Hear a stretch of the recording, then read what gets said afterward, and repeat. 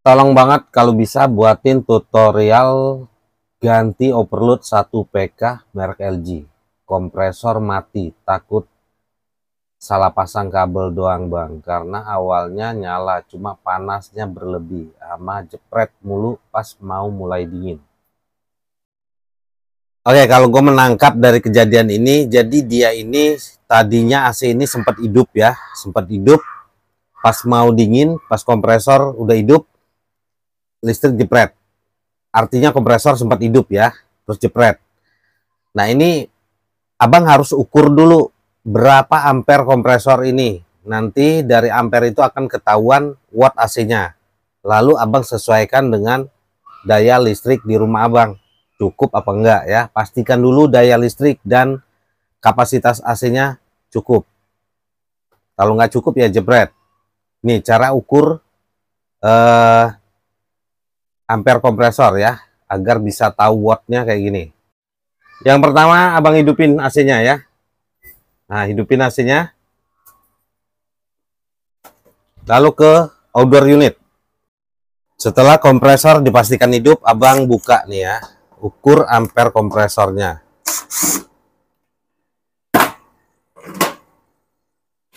Nah.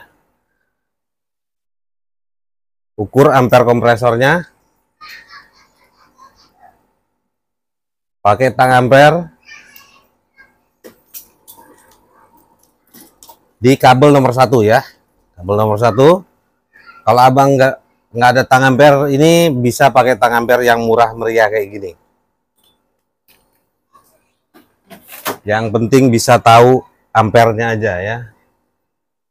Selektor tang ampere di A, ampere. Di A ya. Tapi pastikan kompresornya hidup nih. 1,5. Kalau 1,5 itu nanti untuk tahu watt AC-nya ini setengah PK ya. Setengah PK mana kalkulator? Setengah PK 1,5 dikali 220. 330 watt AC ini ya. Nah, kalau AC 1 PK itu artinya ampernya itu cuman ampernya itu di 3 ampere sampai 4 amperan ya. Bisa juga sampai 5 ampere. Kalau misalkan dia ampere AC abang ampernya kompresornya 4 ampere dikali 220 itu 800 ya. Daya listrik rumah abang 1300, oke masih cukup ya. Tapi kalau ampernya 5 ampere dikali 220 1100, ditambah ya lampu yang lain itu nggak cukup ya. Apalagi kalau ampere kompresor AC abang itu 6 ampere dikali 220 maka 1300, nggak cukup ya, dapat dipastikan nggak cukup. Jadi yang pertama abang harus tahu dulu ampernya. Tapi kalau kata abang, iya bang tapi AC-nya nggak hidup, tadinya sempat hidup sekarang nggak hidup sama sekali, mungkin salah pemasangan dari overload. Oke, kita lihat pemasangan overload ya sekarang. Untuk tahu berapa daya listrik di rumah kita juga sama guys, lihat ampere di sini ya. Nih ampere di MCB di meteran listriknya berapa, dikali tegangan juga 220, hasilnya itulah daya listrik di rumahnya ya.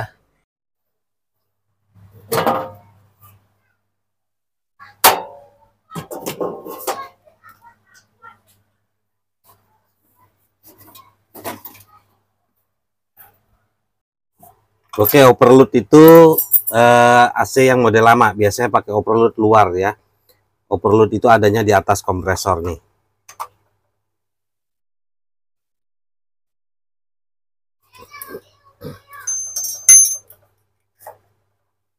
Ini ya.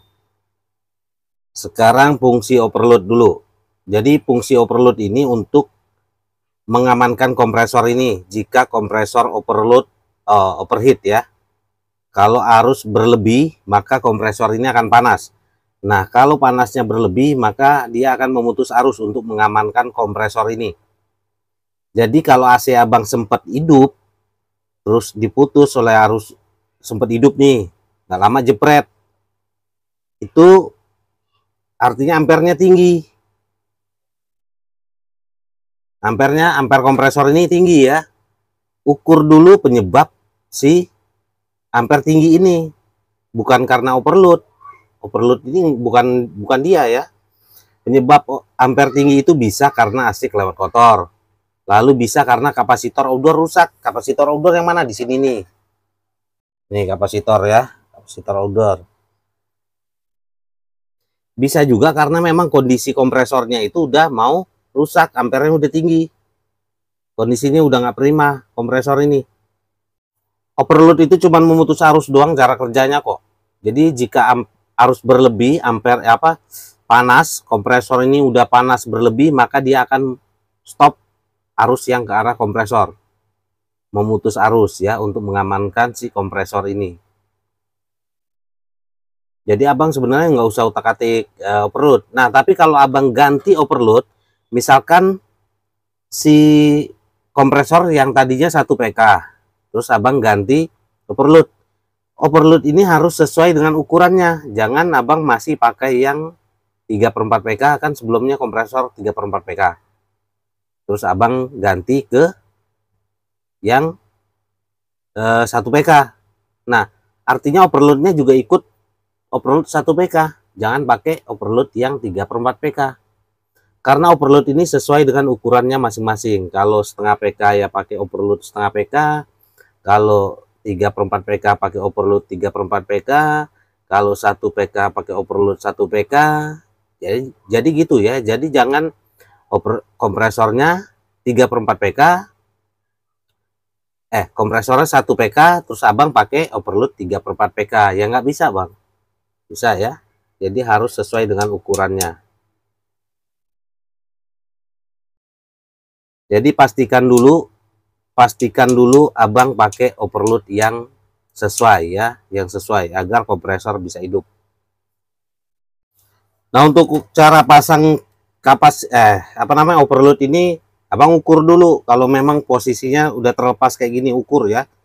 Ukur nilai tahanannya. Dan ini juga cara tahu kompresor masih bagus apa enggak. Jadi kalau kita ukur di ketiga pin ini nyambung ya, ada nilai di sininya nanti. Mana ya cara naruhnya? Nah, kalau kita ukur di ketiga pin ini ada nilai nyambung, berarti kompresornya masih bagus ya. Nah, itu ada nilainya 7 ya. Yang ini itu 6. Ini sini 13. Tuh 13. Artinya masih bagus, dan itu juga bisa kita tahu mana running, starting, common ya.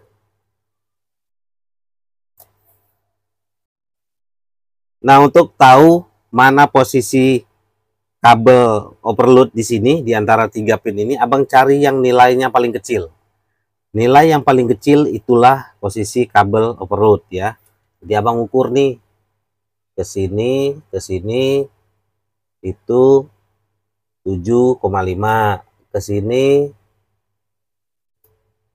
13 ya. Ini 6, ke sini 7. Artinya ini yang paling kecil nih.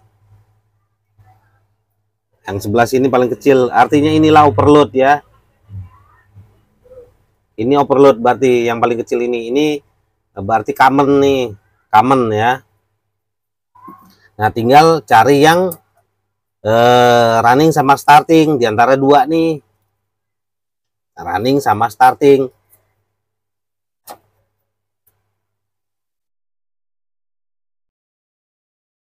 Nah, kalau udah dapat posisi common, posisi overload, artinya tinggal cari posisi yang running dan starting. Yang paling gede nilainya running, yang paling kecil itu starting. Berarti nih, taruh kabel 1 di posisi common tadi, posisi overload tadi.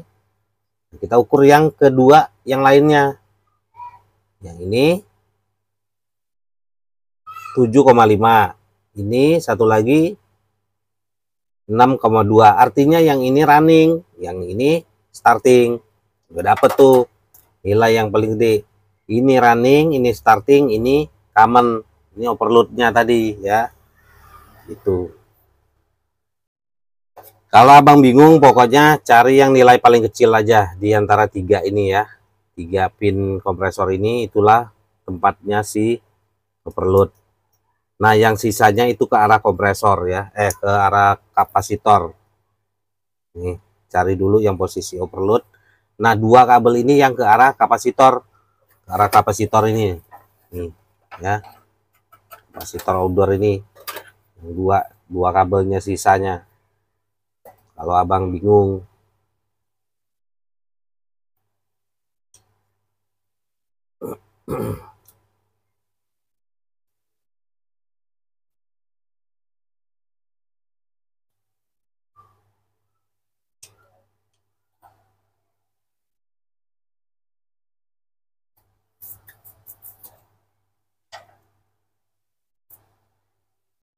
nah, overload ini harus nempel ya.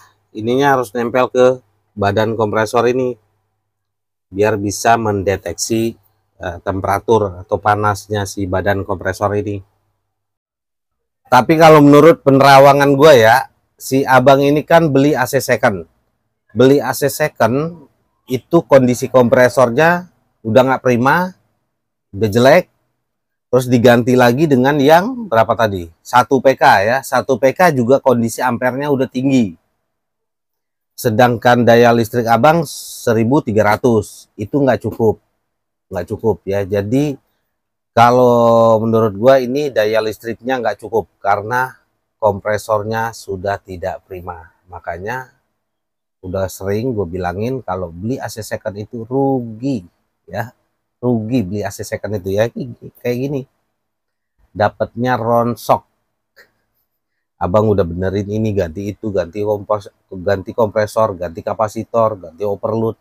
Nanti akumulasi uang abang keluar itu bahkan bisa melebihi AC baru, Bang. Makanya untuk teman-teman pengguna AC yang lain, terutama yang awam, sebisa mungkin hindari beli AC second. Kalau bisa beli AC baru, sabar nabung. Sekarang 3 juta, 3,5 juta itu udah dapat AC baru. Daripada teman-teman 2 juta beli AC second, dapatnya ronsok, nanti teman-teman benerin lagi akumulasi lebih dari AC baru. Itu guys.